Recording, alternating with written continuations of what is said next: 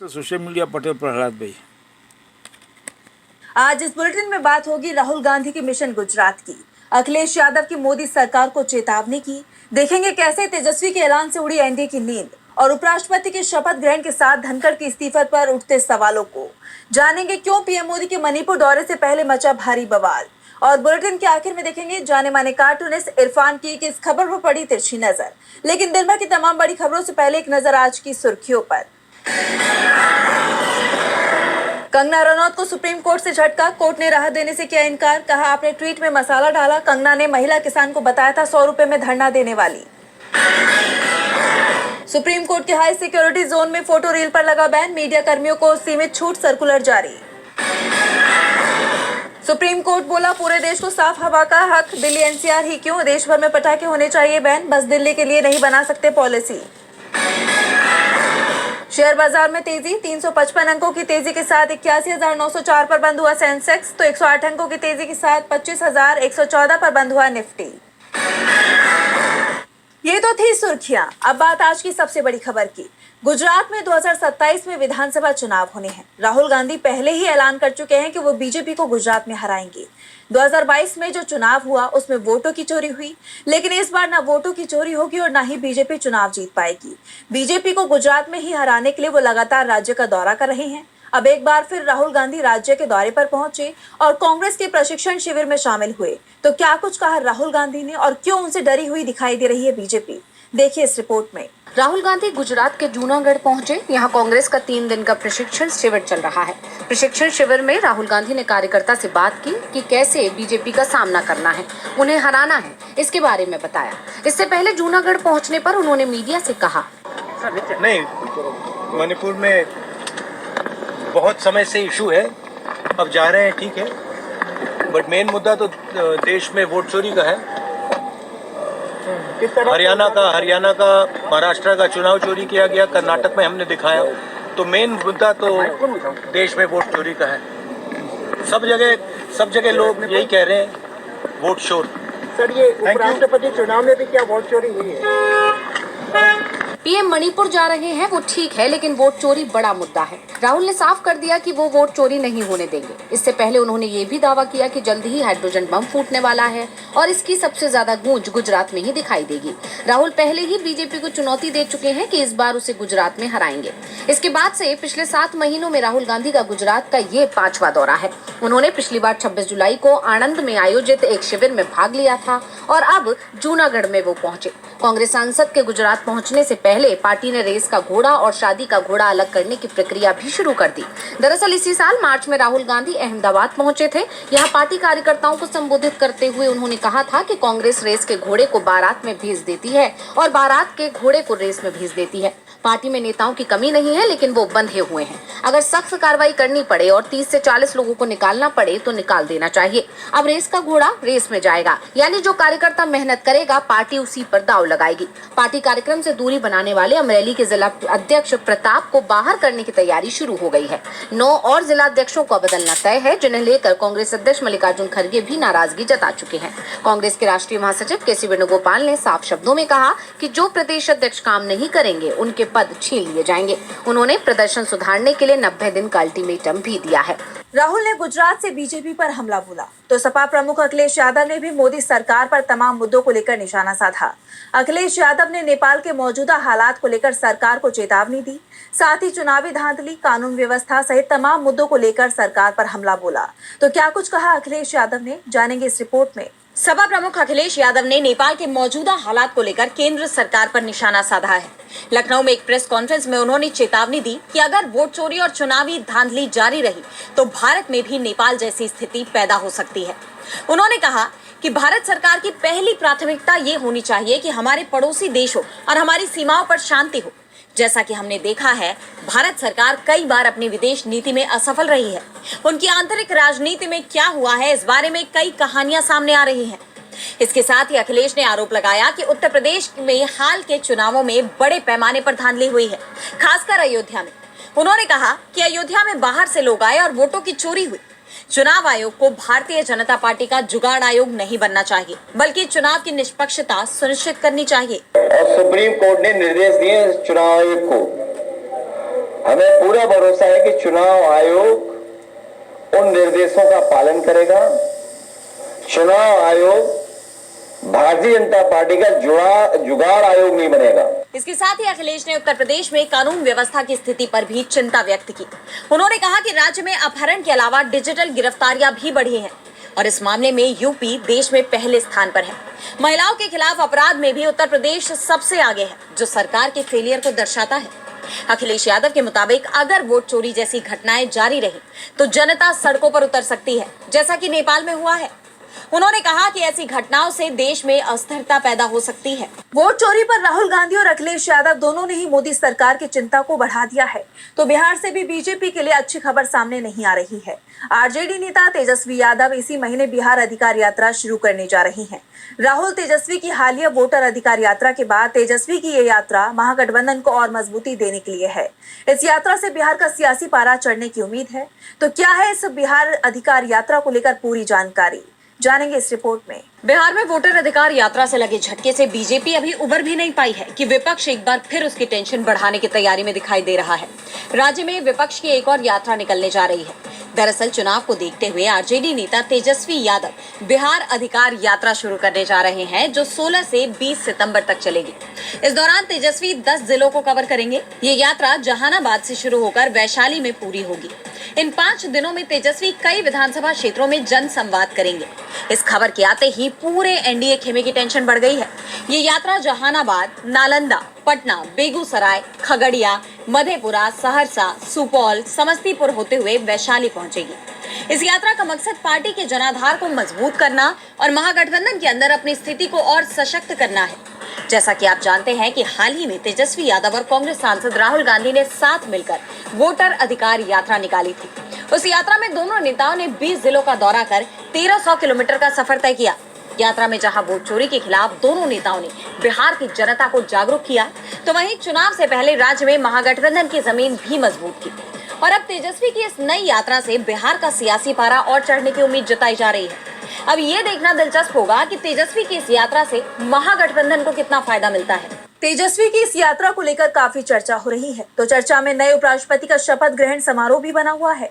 देश को नया उपराष्ट्रपति मिल गया है। सीपी राधाकृष्णन ने उपराष्ट्रपति पद की शपथ ले ली।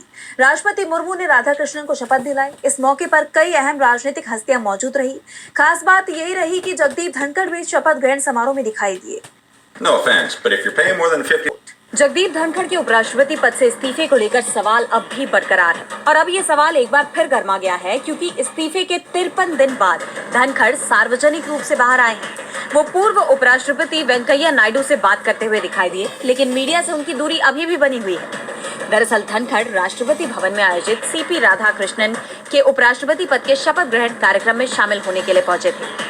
राधाकृष्णन को राष्ट्रपति द्रौपदी मुर्मू ने उपराष्ट्रपति पद की शपथ दिलाई। 11 सितंबर 2030 तक वो इस पद पर काबिज रहेंगे। उनके शपथ ग्रहण समारोह में वैसे तो कई हस्तियों ने शिरकत की, पीएम मोदी, गृह मंत्री अमित शाह, रक्षा मंत्री राजनाथ सिंह, लेकिन सबसे ज्यादा चर्चा हुई धनखड़ की। परंपरा के मुताबिक उन्हें भी निमंत्रण भेजा गया और जब वो वहां पहुंचे तो उम्मीद जताई जा रही है कि अब उन सभी सवालों के जवाब भी मिल जाएंगे जो उनके इस्तीफे के बाद उठ रहे थे। 21 जुलाई को संसद के मॉनसून सत्र के पहले दिन की कार्यवाही खत्म होने के बाद अचानक धनखड़ के इस्तीफे की खबर आई, जिसने सबको चौंका दिया था। उन्होंने स्वास्थ्य कारणों का हवाला दिया, लेकिन जिस तरह वो इस्तीफे के बाद गायब हो गए, उन्हें लेकर कोई पुख्ता जानकारी नहीं मिल पा रही थी कि वो कहाँ हैं, कैसे हैं। बस इतनी खबर सामने आई कि धनखड़ अजय चौटाला के फार्म हाउस पर शिफ्ट हो गए। उन्होंने उपराष्ट्रपति आवास छोड़ दिया है, लेकिन मीडिया से उनकी दूरी बनी हुई थी। उसके बाद विपक्ष ने उन्हें लेकर कई सवाल किए, उनकी सेहत को लेकर चिंता भी जाहिर की। विपक्ष का आरोप है कि धनखड़ का इस्तीफा सरकार के दबाव में आया।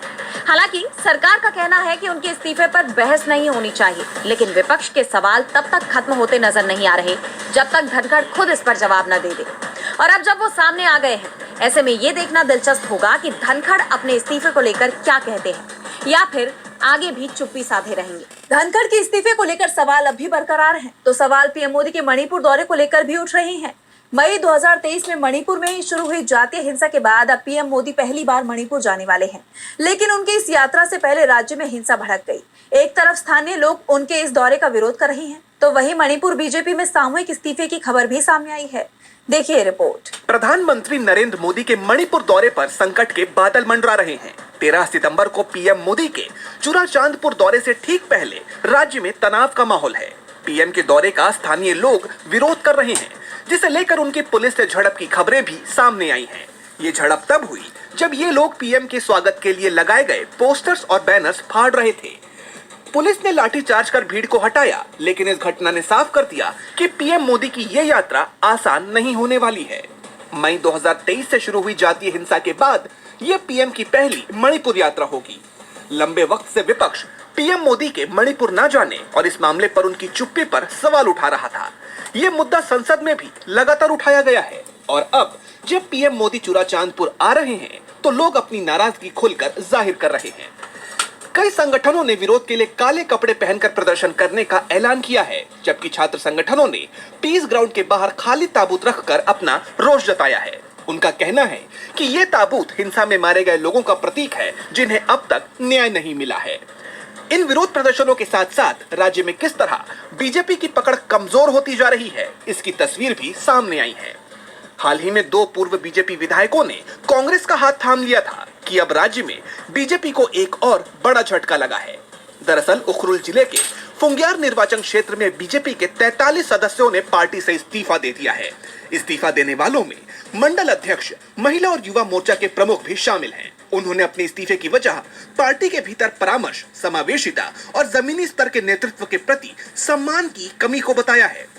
इस घटना से साफ हो गया है कि मणिपुर बीजेपी में सब कुछ ठीक नहीं है और लोगों के साथ साथ पार्टी नेताओं का भी बीजेपी पर से भरोसा उठने लगा है। पीएम मोदी का ये दौरा ऐसे वक्त पर हो रहा है जब राज्य में राष्ट्रपति शासन लगा हुआ है। इस माहौल में पीएम मोदी का मणिपुर दौरा न सिर्फ एक राजनीतिक चुनौती है, बल्कि इस बीच ये देखना भी अहम होगा कि वो किस तरह इस संवेदनशील मुद्दे को संभालते हैं। पीएम मोदी का मणिपुर दौरा विवादों में घिर गया है, तो चर्चा उमर खालिद की जमानत को लेकर भी गरमाई हुई है। 2020 के दिल्ली सांप्रदायिक टकराव से जुड़े मामले में उमर खालिद और शर्जील इमाम के अलावा दूसरे आरोपियों की याचिका हाईकोर्ट से खारिज हो गई थी, जिसके बाद उन्होंने सुप्रीम कोर्ट का रुख किया, जिस पर सुप्रीम कोर्ट में सुनवाई होनी थी। तो क्या कुछ हुआ सुप्रीम कोर्ट में सुनवाई के दौरान, जानेंगे इस रिपोर्ट में। 2020 के दिल्ली सांप्रदायिक टकराव से जुड़ी जमानत याचिका पर सुप्रीम कोर्ट में सुनवाई होनी थी, लेकिन कोर्ट ने मामले में गिरफ्तार स्टूडेंट एक्टिविस्ट उमर खालिद, शर्जील इमाम, गुलफिशा फातिमा और मीरान हैदर की जमानत याचिकाओं पर सुनवाई नहीं की और मामले को 19 सितंबर तक के लिए स्थगित कर दिया। इन सभी पर गैर कानूनी गतिविधियां रोकथाम अधिनियम यानी यूएपीए के तहत आरोप लगाए गए हैं। जस्टिस अरविंद कुमार की बेंच ने इस मामले की सुनवाई को स्थगित करने का फैसला किया। उन्होंने कहा कि पूरक सूची के मामले रात 2:30 बजे आए, इसलिए उन्हें इस केस से जुड़े दस्तावेज ठीक से पढ़ने का समय नहीं मिला। इन सभी कार्यकर्ताओं ने दिल्ली हाई कोर्ट के उस आदेश को चुनौती दी थी जिसमें उनकी जमानत याचिकाओं को खारिज कर दिया गया था। दिल्ली हाई कोर्ट ने अपने आदेश में कहा था कि इन कार्यकर्ताओं की भूमिका प्रथम दृष्टया गंभीर है और वो विरोध प्रदर्शनों की आड़ में हिंसा को बढ़ावा नहीं दे सकते। इन कार्यकर्ताओं को 2020 में हुए दिल्ली सांप्रदायिक टकराव में संलिप्त होने के आरोप में गिरफ्तार किया गया था। दिल्ली पुलिस का आरोप है कि इन सभी ने नागरिकता संशोधन अधिनियम यानी सीएए के विरोध प्रदर्शनों के दौरान हिंसा की साजिश रची थी, जबकि कार्यकर्ताओं के वकीलों ने लगातार ये आरोप लगाया है कि उन पर लगाए गए आरोप मनगढ़ंत हैं और उन्हें लंबे समय तक जेल में रखना न्याय से इनकार के समान है। यह मामला पिछले 5 सालों से अदालत में चल रहा है। अब 19 सितंबर को इस मामले में अपीलकर्ताओं को जमानत मिलती है या नहीं, इस पर सबकी निगाहें टिकी हुई हैं। सबकी निगाहें कोर्ट पर टिकी हुई हैं, तो नजरें इस वक्त नेपाल पर भी बनी हुई हैं। नेपाल में नई सरकार के गठन की तैयारियां शुरू हो गई हैं। प्रधानमंत्री पद के लिए पूर्व चीफ जस्टिस सुशीला कार्की का नाम सामने आ रहा है, पर उनकी एक डिमांड को लेकर राष्ट्रपति पौडेल राजी नहीं हो रहे, जिसके चलते पेच फंसा हुआ है। इस बीच पुराने राजनेताओं के खिलाफ भी बड़े एक्शन की तैयारी हो रही है। तो नेपाल में क्या है राजनीतिक माहौल, आइए देखते हैं इस रिपोर्ट में। नेपाल में अंतरिम सरकार के गठन को लेकर कोशिशें तेज हैं। राष्ट्रपति भवन में एक के बाद एक बैठकों का दौर जारी है, लेकिन ये बैठकें किसी ठोस नतीजे पर नहीं पहुंच पा रही। हालांकि चर्चा है कि अंतरिम सरकार के नेतृत्व के लिए पूर्व चीफ जस्टिस सुशीला कार्की के नाम पर सहमति बन गई, लेकिन इसमें संवैधानिक पेच फंसा हुआ है। कार्की ने कहा कि संविधान के मुताबिक संसद कायम रहते हुए किसी गैर सांसद जो संसद का सदस्य न हो उसको प्रधानमंत्री नहीं बनाया जा सकता। ऐसे में पहले संसद को भंग किया जाना चाहिए। अब कार्की की इस मांग पर नेपाल के राष्ट्रपति रामचंद्र पौडेल सहमत नहीं हो रहे। वो संसद भंग करने के मूड में नहीं है। जैन आंदोलन के प्रतिनिधियों सहित कुछ पक्षों ने भी कानूनी आधार पर संसद भंग करने की वकालत की, जबकि अन्य ने संवैधानिक प्रावधानों का हवाला देते हुए कार्यरत संसद की जरूरत पर जोर दिया। वैसे प्रदर्शनकारी युवाओं ने ये साफ कर दिया है कि नेपाल किस तरह से बेहतर चलेगा, ये अब युवा ही तय करेंगे। उन्होंने सरकार के गठन को लेकर चीन, भारत और अमेरिका को भी चेतावनी दी है कि वो नेपाल के मामले में हस्तक्षेप ना करे। ऐसे में एक बात तय मानी जा रही है कि ये युवा ही अंतरिम सरकार का फैसला करेंगे। नेपाल में सरकार पर तस्वीर भले ही साफ न हो पाई हो, लेकिन पीएम ऑफिस जरूर तैयार हो गया है। सिंह दरबार में नया पीएम ऑफिस बनाया गया है। इस बीच देश के पुराने राजनेताओं के खिलाफ एक्शन की तैयारी जरूर हो गई है। खबर है कि केपी ओली समेत नेपाल के 6 पूर्व प्रधानमंत्रियों को सक्रिय राजनीति से पूरी तरह दूर करने यानी जबरन रिटायरमेंट के प्लान का काम हो रहा है। रिपोर्ट के मुताबिक इन प्रधानमंत्रियों में केपी शर्मा ओली, शेर बहादुर देउवा, पुष्प कमल दहल प्रचंड, माधव कुमार नेपाल, झालानाथ खनल और डॉक्टर बाबूराम भट्टाराई का नाम शामिल है। अब नेपाल की राजनीति में क्या नया मोड़ आता है, कौन देश का प्रधानमंत्री बनता है, इस पर पूरी दुनिया की नजरें टिकी है। और बुलेटिन के आखिर में देखेंगे जाने माने कार्टूनिस्ट इरफान की इस खबर पर पड़ी तिरछी नजर।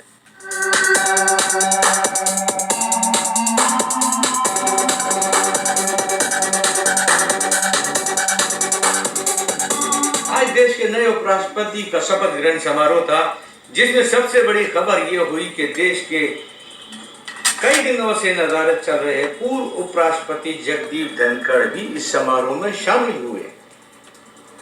अब देखना यह है कि क्या इसी तरह से जगदीप धनखड़ जी लोगों को नॉर्मली दिखाई देते रहेंगे या फिर मिस्टर इंडिया की तरह से वजूद तो होगा लेकिन नजर नहीं आएंगे।